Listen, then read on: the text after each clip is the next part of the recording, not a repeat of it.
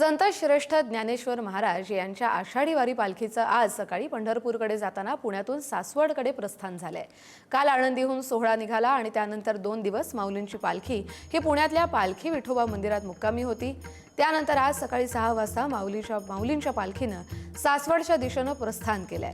टाळ मृदुंगाच्या गजरात आणि ज्ञानबा तुकाराम अशा जयघोषात हजारो वारकरी भाविक माऊलींच्या आषाढी वारीमध्ये सहभागी झालेत। माऊलींची पालखी अवघड दिवे घाट मार्ग या मार्गे झेंडेवाडी या ठिकाणी दाखल होईल आणि तिथला विसावा उरकून सोपान काकांची नगरी सासवड इथं माऊली मुक्कामी असतील।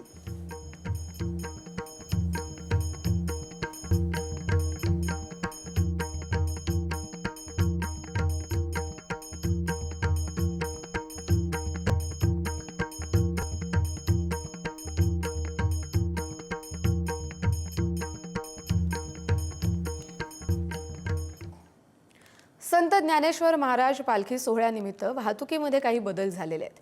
पुणे पंढरपूर महामार्गावरील वाहतुकीमध्ये बदल झालेत।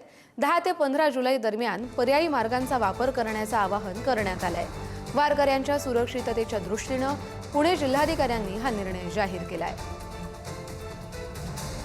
याच संदर्भातले अपडेट घेऊया आपले प्रतिनिधी ज्ञानेश्वर चौतमल यांच्याकडून। ज्ञानेश्वर, आपल्याला कल्पना आहे आज पुण्यातून संत ज्ञानेश्वर महाराजांची पालखी आणि संत तुकाराम महाराजांची पालखी ही आता पुढे आपापल्या मार्गाने प्रस्थान त्यांनी ठेवलेलं आहे। दिवे घाटातून माऊलींची पालखी आज पुढे जाणार आहे, तर दुसरीकडे तुकोबारायांची देखील पालखी पुण्यातून निघालेली आहे आणि याच सगळ्या दरम्यान महत्वाचे बदल जे आहेत ते करण्यात आलेले आहेत। 10 जुलैच्या रात्रीपासून बारामती, फलटण, सातारा बाजूकडून येणारी जी वाहतूक आहे ती पूर्णपणे बंद करून बेलसर फाटा, वाघापूर चौक, उडी कांचन मार्गे पुणेकडे वळवलेली आहे आणि सोबतच जेजुरी, सातारा, फलटण, लोणंद, बारामतीकडे जाणारी सगळी वाहतूक ही बेलसर, नाझरे, मोरगाव, लोणंद, साताराकडे वळवलेली आहे। अशा पद्धतीच्या सूचना ज्या आहेत त्या जिल्हाधिकाऱ्यांनी दिलेल्या आहेत। यासोबतच आपल्याला सांगावं लागेल की तिथून पुढचे जे मार्ग आहेत ते देखील बदललेले आहेत। सुपा पोलीस स्टेशनची हद्द असेल किंवा वडगाव निंबाळकर पोलीस स्टेशनची हद्द असेल, सासवड पोलीस स्टेशनची हद्द असेल,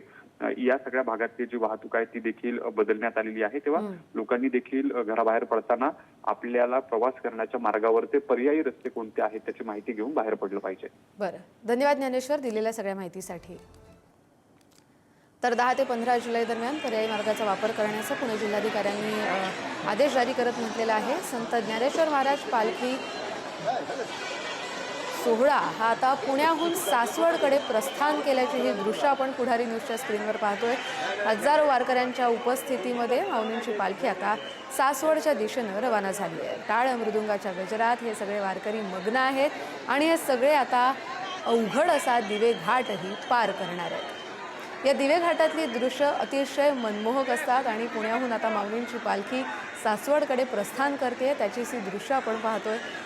हजारो वारकऱ्यांच्या उपस्थितीत टाळ मृदुंगाच्या गजरात ज्ञानबा तुकाराम अशा जयघोषात माऊलींची पालखी ही आता सासवडकडे रवाना झाली आहे।